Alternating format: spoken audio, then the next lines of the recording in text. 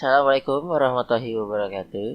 Halo semuanya dan kembali lagi ya di kelas pemrograman SQL bersama Dunia Coding. Dan halo semuanya, apa kabar? Gimana kabarnya? Selamat pagi, siang, sore, dan malam. Dan ya, selamat bergabung kembali ya di episode kali ini. Nah, oh iya, buat teman-teman yang baru melihat video ini dan baru bergabung, jangan lupa ya untuk melihat video-video sebelumnya ya, karena video sebelumnya itu sangat penting sekali ya. Jadi kalau misalkan teman-teman belum lihat, silakan untuk tonton dulu ya. Dan itu ada di playlist kita, playlist Dunia Coding.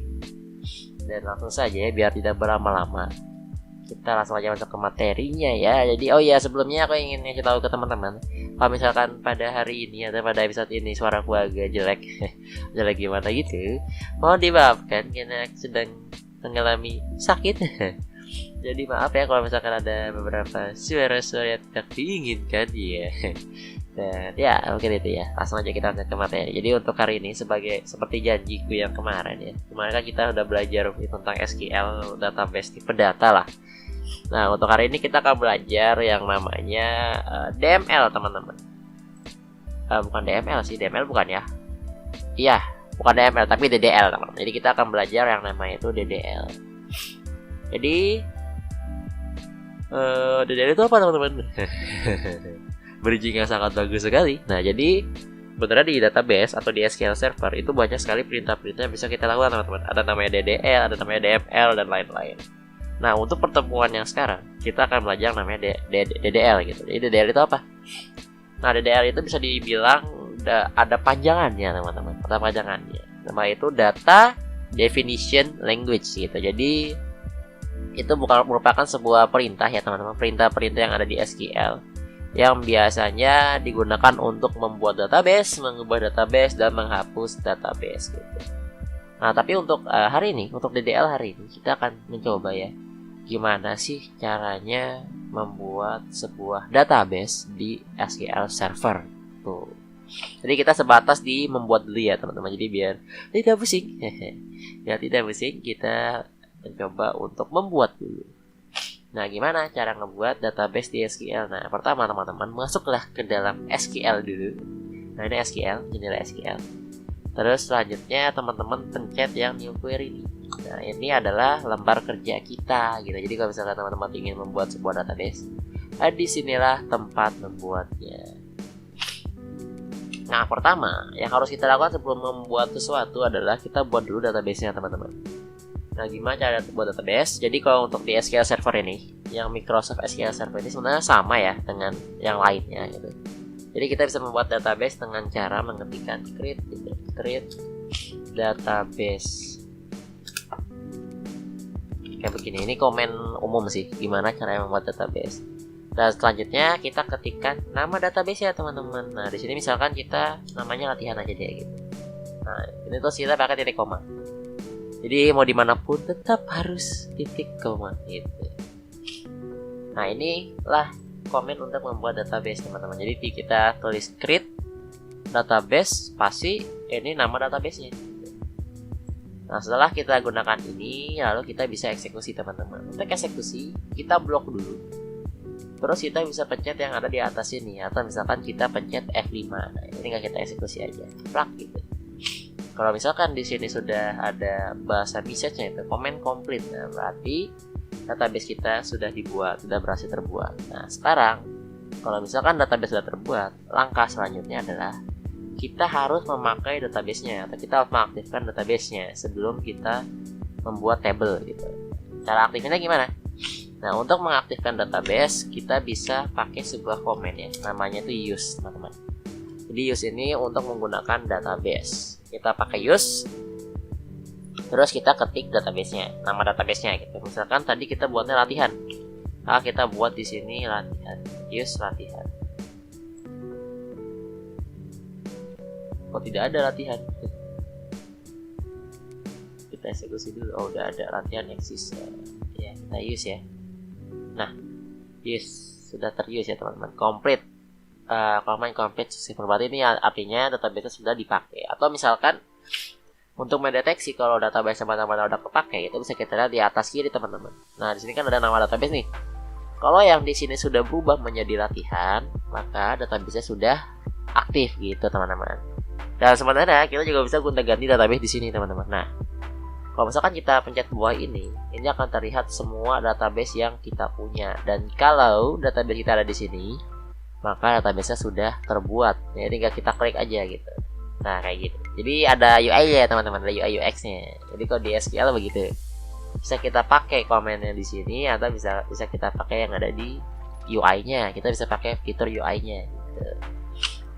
Selanjutnya, setelah kita udah membuat table nih, kita udah membuat database nih, terus kita udah pakai. Nah, selanjutnya kita harus membuat sebuah table, teman-teman. Jadi di SQL ada cara juga nih kalau misalkan kita ingin membuat table gitu. Gimana caranya? Jadi tadi kan kalau misalkan membuat database kita pakainya create databases gitu kan, database. Nah, untuk membuat table itu kita sama ya dengan database, create database, tapi di sini kita pakai table teman-teman, create table gitu. Terus kita pakai nama tablenya apa? Nah, misalkan di sini kita nama tablenya table percobaan, karena kita pengen nyoba doang. Nah, ya begini, table percobaan. Nah, kita pakai seperti ini teman-teman. Nah, gini cara buat table di database. Nah, teman-teman sih ini cara buat table begini doang teman-teman. Ini adalah perintah untuk membuat table. Tapi kan di dalam table itu ada isinya ya. Nah, oleh karena itu kenapa kita pakai kurung kayak begini, supaya nanti bisa kita isi dalamnya. Misalkan kita ini enter aja. Nah, sebelum teman-teman buat table, teman-teman harus ini dulu membuat gitu, kira-kira apa sih yang akan ada di dalam tablenya gitu. Jadi kita harus memikirkan dulu isi tablenya apa sih gitu. Nah, misalkan di sini kita ingin buat table, konsepnya ya, kita ingin buat table yaitu table mahasiswa misalkan. Mahasiswa punya apa aja teman-teman? Nah, biasanya kan mahasiswa itu punya yang namanya name sama nama ya, sama kelas kalau nggak salah kan. Nah, nanti kita tentuin dulu tipe data apa aja yang bakal kita buat gitu. Nah, setelah kita tentukan, misalkan sini aku mau buat tipe data yang pertama integer, yang kedua itu string aja buat nama ya, buat nama berarti varchar buat nama, yang ketiga itu buat kelas pakai varchar juga gitu. Kan kita udah dapet nih. Maka kalau misalkan kita udah dapat, kita tinggal taruh di sini gitu. Dan cara membuat atau mendeklarasikan kolom-kolom table, jadi kan biasanya ada yang namanya table, ada yang namanya kolom-kolom table teman-teman. Nah, table itu tempat yang kotakannya itu. Nah, kolom table ini kayak misalkan baris-baris, kayak misalkan kita mau buat nama atau misalkan pengen buat ID atau segala macam. Nah, itu kita buat di dalam sini. Misalkan di sini aku pengen buat ID buat NIM gitu. Nah, caranya adalah pertama kita tulis dulu tipe bukan tipe data ya, nama kolomnya. Misalkan sini aku pengen namanya itu NIM. Nah, setelah itu kita tentuin tipe datanya teman-teman. Nah, karena NIM ini angka ya, jadi kita tulis aja integer di sini. Terus karena ini adalah NIM dan NIM itu masuk ke primary key, nanti kita akan menjelaskan primary key di episode lain. Jadi akan ada nanti episode baru ya, dan di situ akan kita jelaskan lebih detail ya tentang apa itu primary key, apa itu secondary key dan segala macam. Nah, di sini kita tulis primary key ya, karena dia ini tipe data yang wajib dipakai primary key karena dia harus unik ya, karena NIM itu kan nggak ada yang sama ya, biasanya ya berubah-ubah. Nah, makanya kita pakai primary key. Terus kita pakai not null di sini. Nah, kayak gitu. Terus enter, kita pakai koma. Jadi koma ini untuk memisahkan antara satu variabel dengan variabel lain. Di sini kita tulis lagi, bisa ditulis apa ya? Nah, nama. Kita kan mau buat nama ya. Jadi kita tulis nama gitu. Jadi ini nama variabelnya. Terus spasi, ini adalah nama atau tipe datanya. Kita pakai tipe data varchar gitu. Terus kita tulis not null lagi. Nanti di episode baru kita akan jelasin apa itu not null. Dan selanjutnya kita tulis juga di sini apa ya? Oh iya, kelas tadi, kelas varchar gitu. Not null. Nah, kalau misalkan di tipe data terakhir, kita nggak perlu tulis koma lagi teman-teman.